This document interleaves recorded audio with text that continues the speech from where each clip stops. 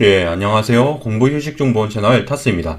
오늘은 아주 당연한 이야기에 대해서 알려드리도록 하겠습니다. 바로 시험 준비 기간에 대한 이야기입니다. 먼저 한 가지 퀴즈를 내드리도록 하겠습니다. 철수는 세무사 시험에 관심이 많습니다. 그래서 세무사 시험 준비 기간을 알아보고 싶어졌습니다. 당연한 이야기지만 준비 기간이 꽤 긴 시험인 만큼 미리 각오를 좀 해야 될 것 같았기 때문입니다. 그래서 철수는 합격 수기를 아주 많이 읽어본 다음 거기에서 나오는 평균 수험 기간을 바탕으로 본인의 수험 기간을 예측했습니다. 예를 들어보겠습니다. 전업수험생은 3년, 직장인은 6년 정도가 합격 수기 속 평균 수험 기간이었습니다. 실제로 세무사 합격 수기를 보면 이 정도 공부한 분들이 꽤 많습니다. 그러니까 철수는 본인은 전업수험생이니까 3년 정도 공부할 것이라고 생각합니다. 과연 이런 판단이 옳을까요? 결론부터 말씀드리자면 그렇게 올바른 판단은 아닙니다. 물론 사람마다 수험 기간이 다르니까 합격 수기만을 바탕으로 수험 기간을 판단하는 것이 정확하지 않습니다. 하지만 그걸 다 떠나서 표본 자체가 틀렸습니다. 합격 수기는 합격자들만의 이야기입니다. 사실 대부분의 고시라고 불리는 시험들은 합격자보다 불합격자가 훨씬 많습니다. 3년 공부하고 합격한 전업수험생보다 3년 공부하고 포기한 전업수험생이 더 많습니다.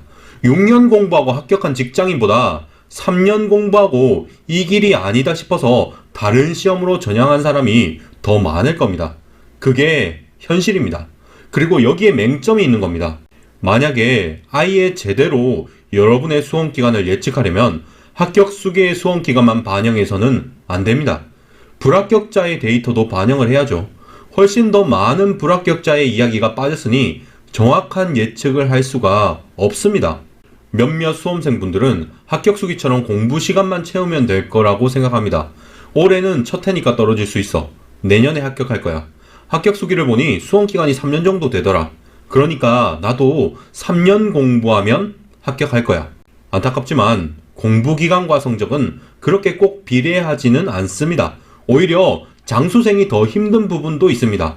평소 실력은 좋지만 결정적으로 실력을 올리기는 힘든 게 또 장수생이니까요. 게다가 합격 수기에 있는 준비 기간은 이전에 말한 것처럼 불합격자의 이야기는 쏙 빠져 있죠. 그래서 우리는 약간 조건부 확률처럼 사고를 할 필요가 있어 보입니다. 조건부 확률이라는 것은 쉽게 말해서 특정 조건이 주어졌을 때 확률을 말하는 것입니다. 만약 그냥 평범한 수험생처럼 공부를 한다면 불합격자의 공부 기간까지 모두 합쳐진 수험 기간이 여러분 것이 될 겁니다. 하지만 만약 여러분이 합격자처럼 공부를 한다면, 만약 그런 조건이 전제로 붙는다면 합격 수기처럼 수험 기간이 될 겁니다. 여러분, 보고 싶은 것만 보고 저절로 합격 수기의 주인공이 될 거라고 생각하지 마세요.